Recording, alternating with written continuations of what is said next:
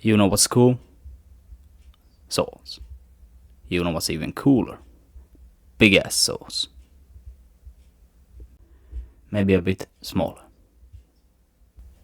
Let's make one. Oh no! Our table! It's broken!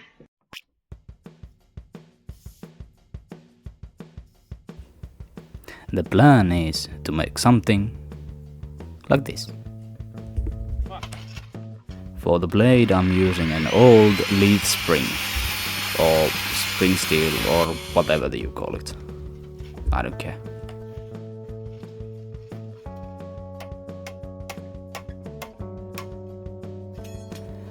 Now I'm marking where I'm going to cut this piece so it's more manageable. Manageable. What the fuck is that word? God damn. Yeah, boy.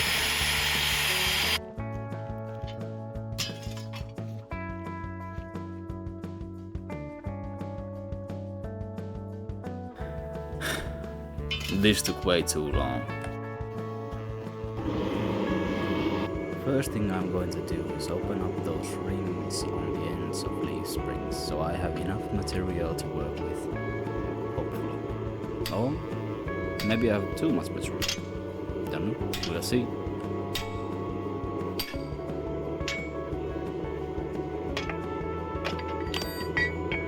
After opening up those rings, I'm starting to work on this lumpy thing. This is for the cross thingy on Zweihanders and great swords. I don't know what's it called. Now I'm starting to cut them open so I have the spikes or paring hooks or whatever they are.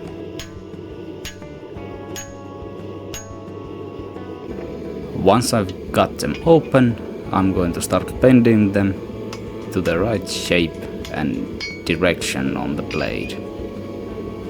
And smacking on the anvil kinda helps. Don't know if I'm supposed to do that, but it worked.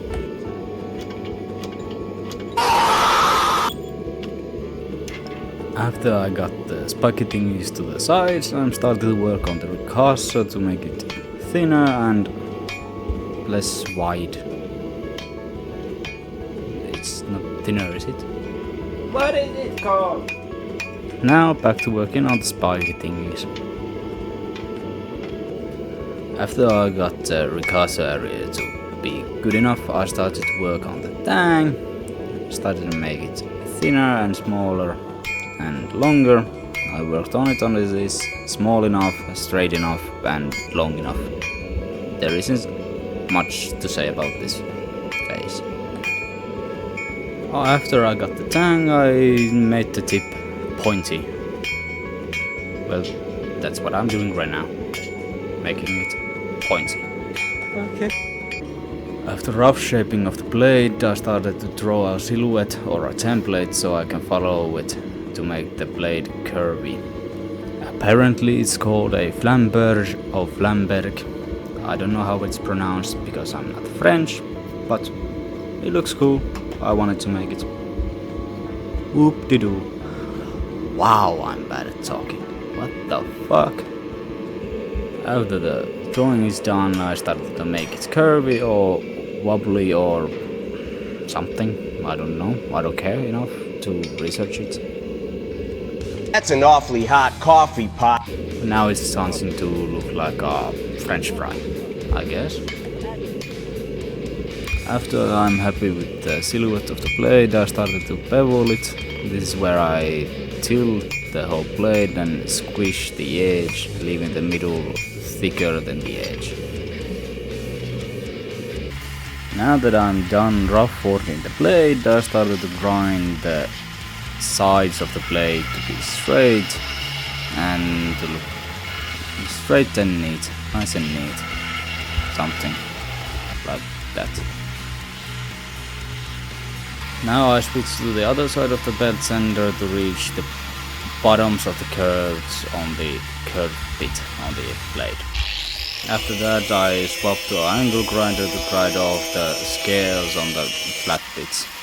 And after that I started to make them flatter and neater and look nicer and smoother.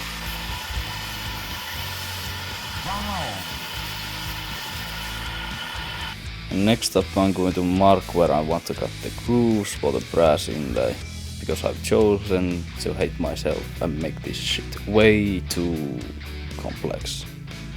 And it's gonna take way too long. Now I cut the grooves and making them look like fishtails so I can beat the ever-loving shit out of the brass and it maybe sticks. Hopefully. We'll see. And eventually I filed them flat. Next on the anvil is the crossguard, or what will become the crossguard of the sword. It's just the round stock that I made flat, and now I'm starting to punch a hole into it so it will fit around the tang of the sword. I'm punching it because I like it that way. And after that I started to shape the guard to look nicer. After I forged it, I'm going to twist it so it looks fancy. Next up I'm starting to work on the pommel. It's just a random piece of steel I found that's thick enough and big enough to make it look nice, I guess.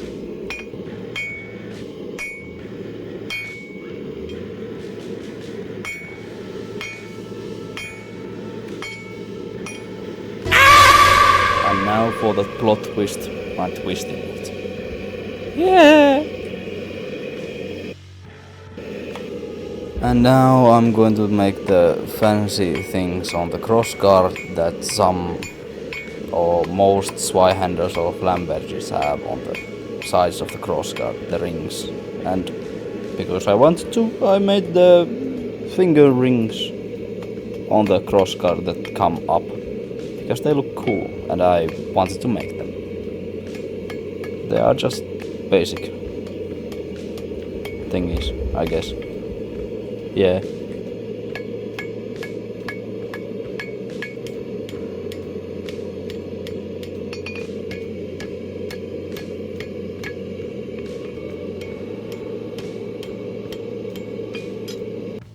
Eventually I started to weld them.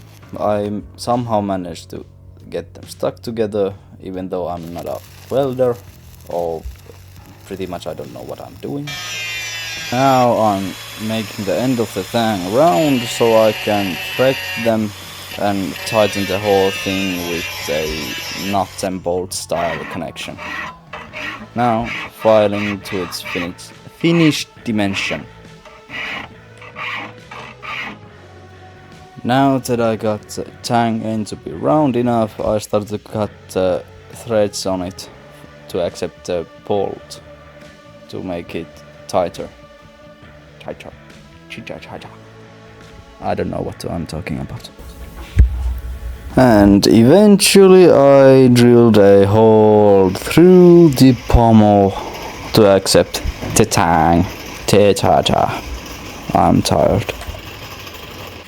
Now that the pommel has something straight on it, I can start to grind it to make it symmetrical and look nice.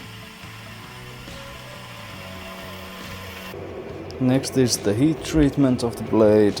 I'm doing this is called drawing out the heat, I guess, maybe. I'm doing it because my forge is way too small for this big ass thing. Now for the quenched.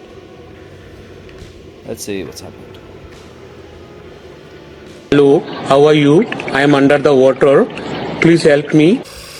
I forgot to record the rest of the heat treatment, but here I'm making the handle pieces. I'm making it out of black walnut or walnut because it's look cool and I like it. Sue me.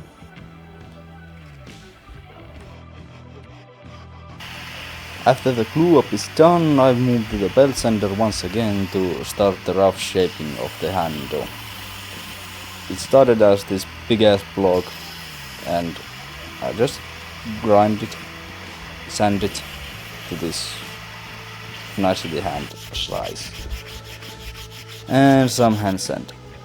Say, hold up, wait a minute, something ain't right. And of course I forgot to film the inlay process of those brass things on the handle. God damn it! And eventually we come to the last step of this process, gluing up the handle to the sword and putting it all together.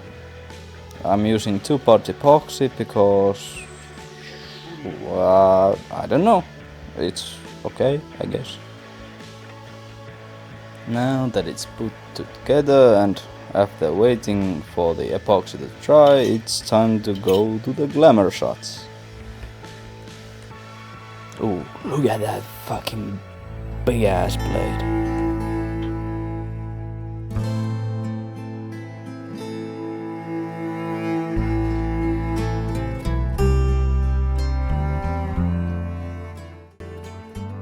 If you like this video, click the like button down below and comment what you want to see next.